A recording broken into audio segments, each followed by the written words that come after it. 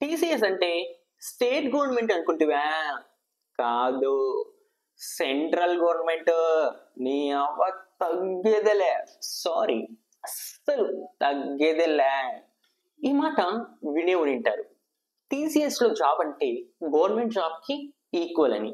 Software లో high secured job ఎక్కడైనా ఉంది అంటే అదొక టీసీఎస్ లోనే సో అని అంటూ ఉంటారనమాట. ఓకే, అలాగే అనుకుందాం. టీసీఎస్ లో జాబ్ అనేది గవర్నమెంట్ జాబ్ కి ఈక్వల్ అనుకుందాం. TCS job is equal to the central government job కి ఈక్వల్ అనుకుందాం. ఓకే, అయితే మరి టీసీఎస్ నుంచి ఎంప్లాయీస్ ఎందుకు రిజైన్ చేస్తున్నారు? ఎప్పుడైనా ఆలోచించారా? సో టీసీఎస్ అనేది government job. So government job నుంచి ఎంప్లాయీస్ రిజైన్ చేసి వెళ్ళిపోతున్నారు. ఎవరైనా గవర్నమెంట్ జాబ్ కి రిజైన్ చేస్తారా? ఓకే, సో దాన్ని పక్కన పెడదాం. 2023లో ఓకే 2023లో ఉమెన్ ఎంప్లాయీస్ అందరూ కూడా మాస్ రిజిగ్నేషన్ చేశారు.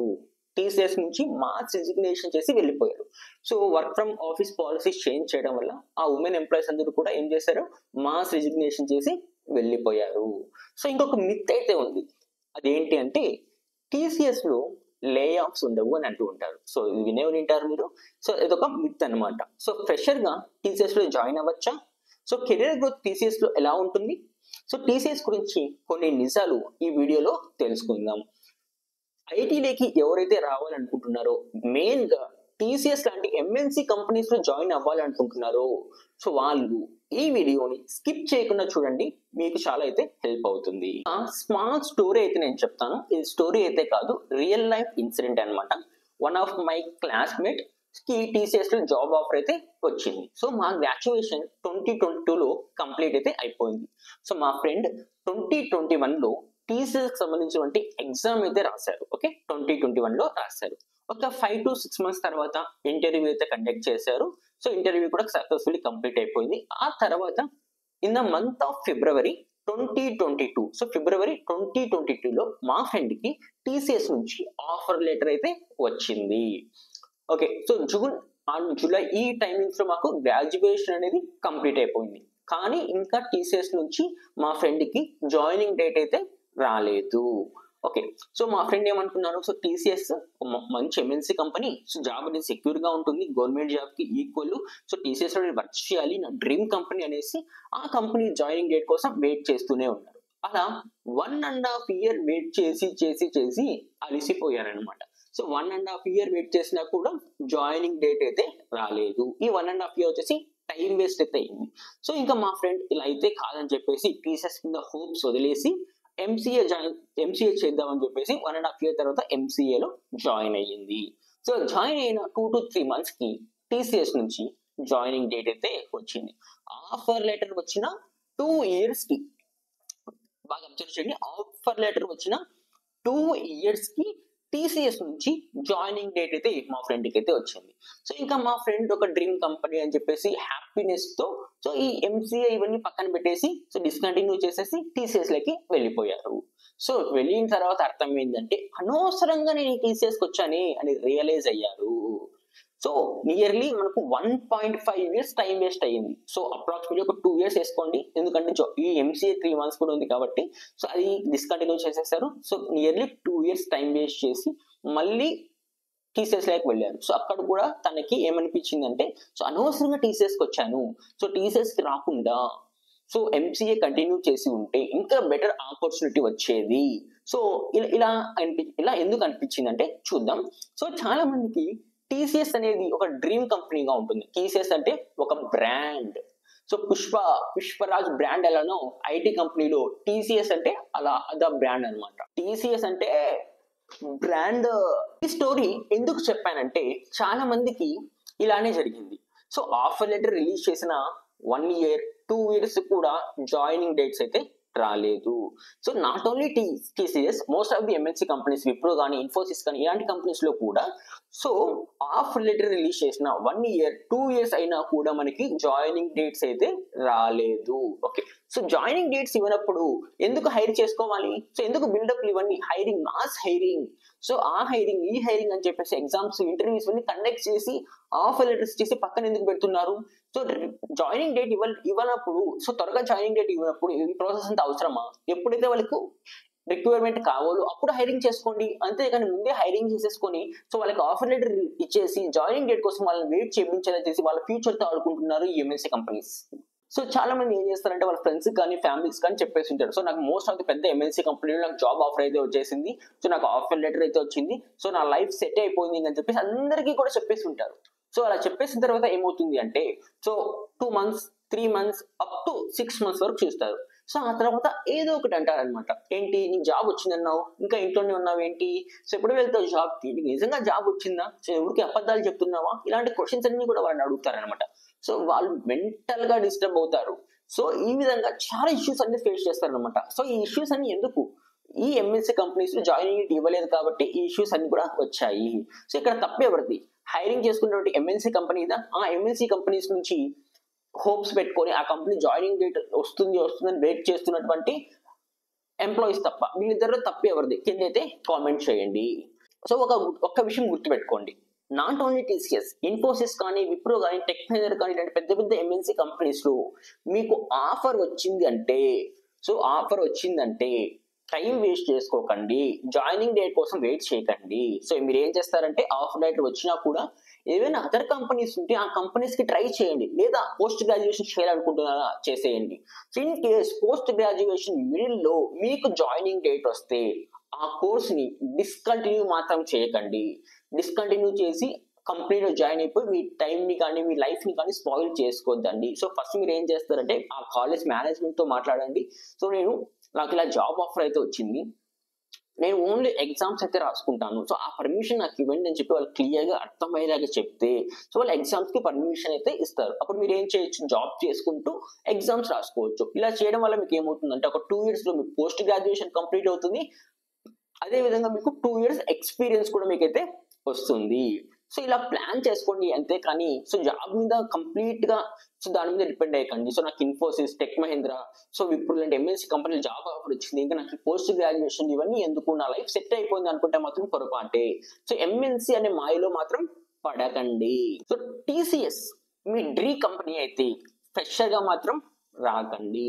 సో టీసీఎస్ లో వర్క్ చేయడం మీ డ్రీమ్ అయితే టీసీఎస్ నా డ్రీమ్ కంపెనీ, సో నా డ్రీమ్ బిగ్గెస్ట్ డ్రీమ్ ఏంటంటే నేను టీసీఎస్ లో వర్క్ చేయాలి అని అనుకున్నట్లయితే ఫ్రెషర్ గా మాత్రం టీసీఎస్ లకి రాకండి. సో వస్తే మాత్రం ఖచ్చితంగా రిగ్రెట్ అయితే ఫీల్ అవుతారు.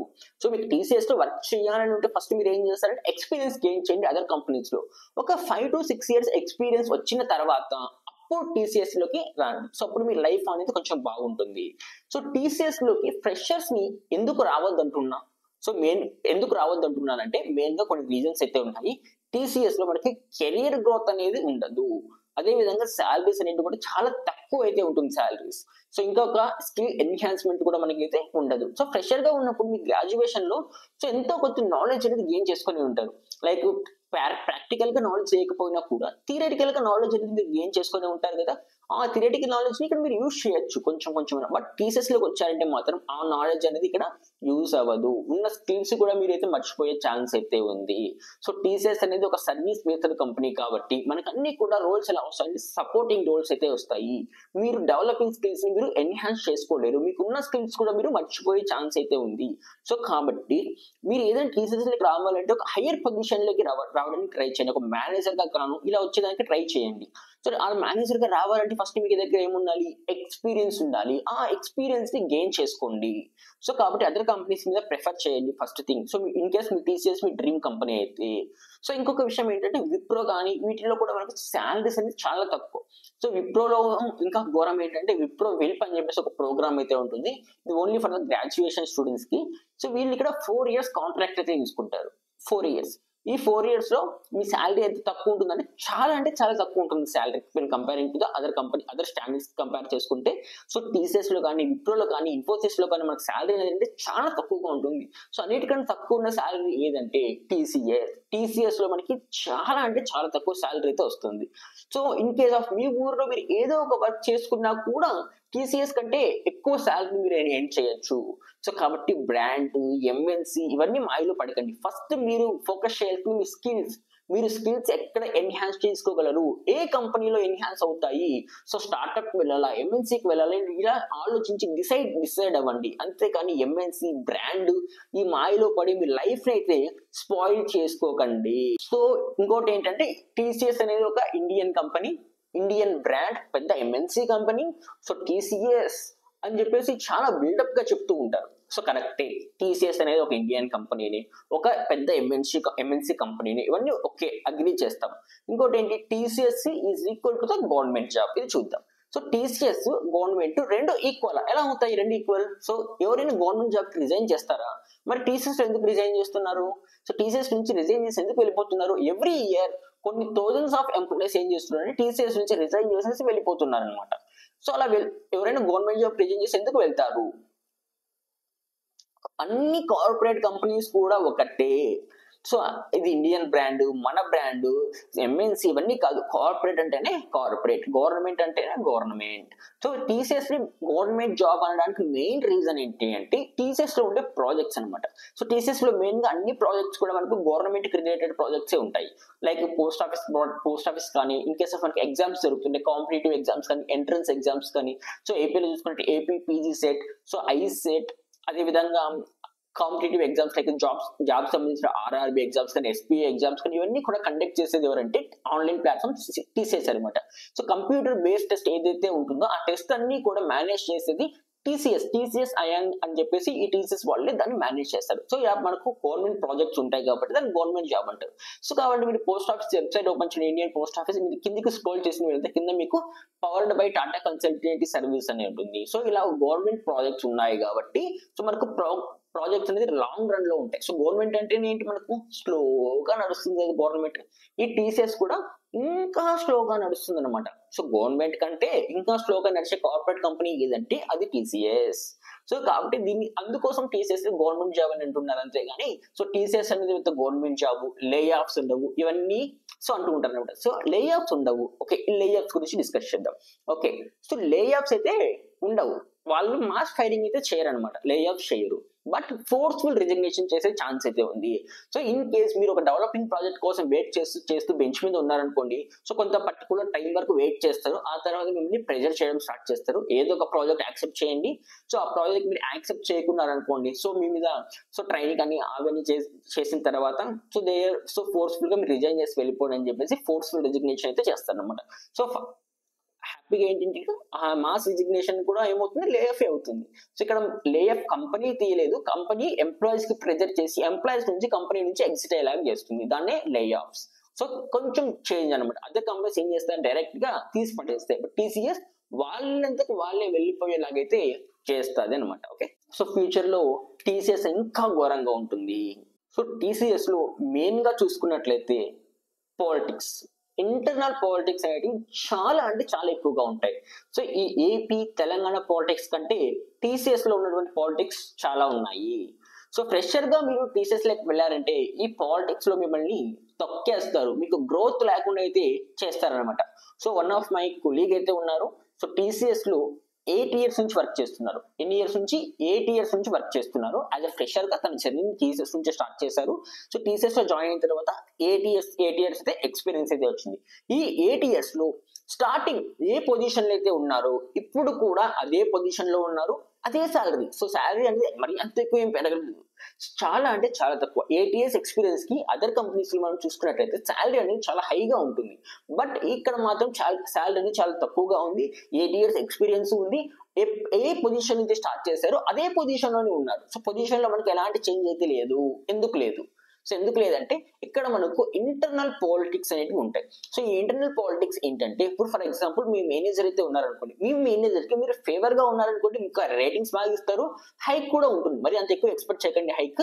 సో రేటింగ్ అయితే బాగానే ఇస్తారు, ఎందుకు మీ మేనేజర్ కి మీరు ఫేవర్ గా ఉంటే. అలా కాకుండా వాళ్ళు చేసే మిస్టేక్స్ మనం ఫైండ్ అవుట్ చేసి సో వాళ్ళని మనం క్వశ్చనింగ్ చేసామనుకోండి, సో మీరు ఇలా మిస్టేక్స్ చేస్తున్నారు, ఈ మిస్టేక్స్ మళ్ళీ నేను చెయ్యను, సో నా వర్క్ నేను చేసుకుంటాను, సో మీకు నేను ఎందుకు సపోర్ట్ చేయాలి. సో ఏదైనా వాళ్ళు మిస్టేక్ చేసినా ఆ మిస్టేక్స్ ని కవర్ అప్ చేయకుండా మిస్టేక్ చేశారని వాళ్ళు క్వశ్చన్ చేయడం వల్ల సో ఇంకా కొన్ని మేనేజర్ కి ఆపోజిట్స్ గా ఉన్నామనుకోండి తొక్కేస్తారనమాట. సో అలా అంత హై లెవెల్లో పాలిటిక్స్ అయితే టీసీఎస్ లో అయితే ఉన్నాయి. ఇన్ కేస్ మీకు టీసీఎస్ లో ఏదైనా బ్యాక్గ్రౌండ్ ఉంది, మీకు మేనేజర్స్ తెలుసు, మీరు మేనేజర్ తో ఫ్రెండ్లీగా ఉంటారు, సో మేనేజర్ కి మీరు ఫేవర్ చేస్తారు, అలాంటి అనుకుంటే మీ పొజిషన్ అనేది ఏమవుతుందంటే చేంజ్ అవుతూ ఉంటుంది. బట్ అలా కాకుండా మీరు సిన్సియర్ గా నా వర్క్ నేను చేస్తాను, మిమ్మల్ని మీరు చేసిన మిస్టేక్ కి నేను ఎందుకు సపోర్ట్ చేయాలి అని వాళ్ళని క్వశ్చనింగ్ చేశారనుకోండి, ఏ పొజిషన్ లో అయితే స్టార్ట్ చేశారో అదే పొజిషన్ లో మీరైతే ఉంటారు. సో టీసీఎస్ లో ప్రెషర్ గా మీరు జర్నీ స్టార్ట్ చేశారనుకోండి, మీ కెరియర్ గ్రోత్ ఎలా ఉంటుందో తెలుసా? ఎక్కడ వేసిన గొంగలి అక్కడే ఉన్నట్టు. సో ఇది అర్థమైంది అనుకుంటాను. టీసీఎస్ లో మీరు ఫ్రెషర్ గా స్టార్ట్ చేస్తే అలానే ఉంటుంది. సో టీసీఎస్ లో ఇంకో గొప్ప పాలసీ అయితే ఉంది, అదేంటో చూద్దాం. సో టీసీఎస్ లో ఏంటి అంటే రీహైరింగ్, నో రీహైరింగ్. వన్స్ మీరు టీసీఎస్ నుంచి రిజైన్ చేసి బయటికి వెళ్ళిపోయారనుకోండి, మళ్ళీ మీరు టీసీఎస్ లోకి వచ్చే ఛాన్స్ అయితే లేదు. ఇంతకు ముందు 99% అయితే ఉంది. సో 99% రీహైర్ పాలసీ అయితే లేదనమాట. ఇప్పుడు దాన్ని 90కి రెడ్యూస్ చేశారు. సో ఇప్పుడు టీసీఎస్ లో కాకుండా అతను Tata products like Tata health కానీ 1mg కానీ ఇలాంటి దాంట్లో ఇంకా సో మీ దగ్గర స్కిల్స్ ఉండి మీరు అవి మేనేజ్ చేయగలరు అంటే వాళ్ళు అవైతే హైర్ అయితే చేసుకుంటాయి. టీసీఎస్ లోకి అయితే మీరైతే రారనమాట. వన్స్ మీరు డిజైన్ చేసి బయటికి వెళ్ళిపోతే మళ్ళీ మీరు టీసీఎస్ లోకి అయితే రాలేరు. ఇది మీరు గుర్తుపెట్టుకోవాలి. సో టీసీఎస్ మీ డ్రీమ్ కంపెనీ. అలాంటప్పుడు మీరు ఫ్రెషర్ గా స్టార్ట్ చేశారనుకోండి, రిజైన్ చేసి బయటకు వెళ్ళిపోతారు. ఎవరైనా కూడా నా కెరియర్ గ్రోత్ అవ్వాలి అనుకుంటున్నారు, నా కెరియర్ లో సక్సెస్ అవ్వాలి అనుకుంటున్నారు సో అని ఉద్దేశంతో ఎవరైతే టీసీఎస్ లో ఫ్రెషర్ గా జాయిన్ అవుతారో, I'm damn sure that 2 years కంటే ఎక్కువ వాళ్ళు అక్కడ చేయలేరు. 2 years లోనే రిజైన్ చేసేసి బయటకు వెళ్ళిపోతారు. వాళ్ళ డ్రీమ్ కంపెనీ అయినా ఏ కంపెనీ అయినా కూడా. ఎందుకు బయటకు వెళ్ళిపోతారు అంటే నాకు కెరియర్ గ్రోత్ అనేది లేదు అనేది వాళ్ళకి అర్థమైపోతుంది. సో స్టార్టింగ్ లో వాళ్ళకి అర్థం కాదు కాబట్టి సో టీసీఎస్ అనే ఒక బ్రాండ్ మాయలో పడిపోయి అక్కడ ఫ్రెషర్ గా జాయిన్ అయ్యి ఉన్నారు. సో ఆ తర్వాత వాళ్ళకి అన్ని సిచ్యువేషన్స్ అన్ని కూడా అర్థమవుతాయి. ఆ తర్వాత వాళ్ళు బయటకు వెళ్ళిపోతారు. సో ఇలాంటి వరస్ట్ పాలసీస్ టీసీఎస్ లో చాలా అయితే ఉన్నాయి. ఏమి తెలియకుండా ఎలాంటి నాలెడ్జ్ లేకుండా టీసీఎస్ లోకి అయితే అస్సలు రాకండి. వచ్చి మీ కెరియర్ ని స్పాయిల్ చేసుకోకండి. అన్ని తెలుసుకోండి. సాఫ్ట్వేర్ ఇండస్ట్రీ ఎలా ఉంటుంది, సో సాఫ్ట్వేర్ ఎలా ఉంది, సో ఏది డిమాండింగ్ కోర్స్ అయితే ఉంది, ఏ డిమాండింగ్ టెక్నాలజీ అయితే ఉంది, సో నేను ఏ రోల్ తీసుకుంటే నా లైఫ్ అనేది సక్సెస్ అవుతుంది, నా కెరియర్ గ్రోత్ ఉంటుంది, ఇవన్నీ ఆలోచించండి first. So TCS, Wipro, MNC అనే ఒక బ్రాండ్, సో ఎంఎన్సీ అనే ఒక ఈ బ్రాండ్ మాయలో పడిపోయి మీ లైఫ్ అయితే స్పాయిల్ చేసుకోకండి. ఫస్ట్ ఫోకస్ చేయండి. ఫస్ట్ మీకున్న స్కిల్స్ అక్కడ జాయిన్ అయితే ఎన్హాన్స్ అవుతాయా లేదా, మీకు డెవలపింగ్ నాలెడ్జ్ వస్తుందా రాదా, ఇవన్నీ థింక్ చేయండి. ఆ తర్వాత టీసీఎస్ లో జాయిన్ అవ్వండి. సో ఏం ఆలోచించకుండా బ్లైండ్ గా నమ్మేసి టీసీఎస్ నా dream company, so TCS Indian company అని చెప్పేసి ఏం ఆలోచించకుండా కళ్ళు మూసుకొని టీసీఎస్ లేకైతే వెళ్ళకండి. ఐఎమ్ డామ్ షూర్ దట్ మీరు ఎన్నో ఎక్స్పెక్టేషన్ తో టీసీఎస్ లో జాయిన్ అవుతారు. వన్స్ టీసీఎస్ లో జాయిన్ అయిన తర్వాత ఎందుకు జాయిన్ అయ్యాంరా ఈ టీసీఎస్ లో అనుకుంటారు. సో ఖచ్చితంగా రియలైజ్ అవుతారు. సో చాలా పెద్ద మిస్టేక్ చేసిన టీసీఎస్ లో జాయిన్ అయ్యి అనేలాగా చేస్తుంది ఈ టీసీఎస్. సో చాలా అంటే చాలా రిగ్రెట్ అయితే ఫీల్ అవుతారు. సో చాలా వరస్ట్ పాలసీస్ అయితే ఉన్నాయి ఈ టీసీఎస్ లో. సో మీరు ఎక్స్పెక్టేషన్స్ పెట్టుకుంటే ఖచ్చితంగా రియలైజ్ అయితే అవుతారు. సో ఫస్ట్ మీరు తెలుసుకోండి. సో టీసీఎస్ లో మనకు కెరియర్ గ్రోత్ ఎలా ఉంటుంది, లేదా విప్రోలో ఎలా ఉంటుంది, ఇన్ఫోసిస్ లో ఎలా ఉంటుంది. నేను ఓన్లీ ఇక్కడ టీసీఎస్ గురించి అయితే మాట్లాడడం లేదు, అన్ని కంపెనీస్ ని చెప్తున్నాను. మోస్ట్లీ ఎంఎన్సీ కంపెనీస్, అది కూడా సర్వీస్ బేస్డ్ కంపెనీస్ లో ఎప్పుడు కూడా ఫ్రెషర్ గా జాయిన్ అవ్వకండి. సో గో ఫర్ మీరు ఎంఎన్సీలో వర్క్ చేయాలనుకుంటున్నారు, అలాంటప్పుడు go for the product based companies. అంతేగాని సర్వీస్ బేస్డ్ కంపెనీలోకి వచ్చి మీకు ఉన్నటువంటి స్కిల్స్ ని మీరు మర్చిపోయేలాగా చేసుకొని మీ కెరియర్ ని స్పాయిల్ అయితే చేసుకోకండి. సో ఈ ఎంఎన్సీ అంటే ఏంటి, service based company, product based company అంటే ఏంటి, సో ఇలాంటి ఇంట్రెస్టింగ్ వీడియోస్ అన్ని కూడా మన ఛానల్లో అయితే రాబోతున్నాయి. ఆ వీడియోస్ మీరు మిస్ అవ్వకుండా ఉండాలంటే ఏం చేయాలి, ఛానల్ అయితే సబ్స్క్రైబ్ అయితే చేసుకొని ఉండాలి. సో ఈ వీడియో మీకు ఖచ్చితంగా హెల్ప్ అవుతుంది ఏదో ఒక సిచ్యువేషన్ లో. సో కాబట్టి లైక్ అయితే చేయండి, మీ ఫ్రెండ్స్ కూడా షేర్ చేయండి. ఎవరైతే టీసీఎస్ మా డ్రీమ్ కంపెనీ అంటున్నారో అలాంటి వారికి ఈ వీడియో షేర్ చేసి ఆ వీడియోస్ అన్ని మీరు మిస్ అవ్వకుండా ఉండాలంటే ఏం చేయాలి, ఛానల్ ని సబ్స్క్రైబ్ అయితే చేసుకొని ఉండాలి. Thank you and thanks for watching.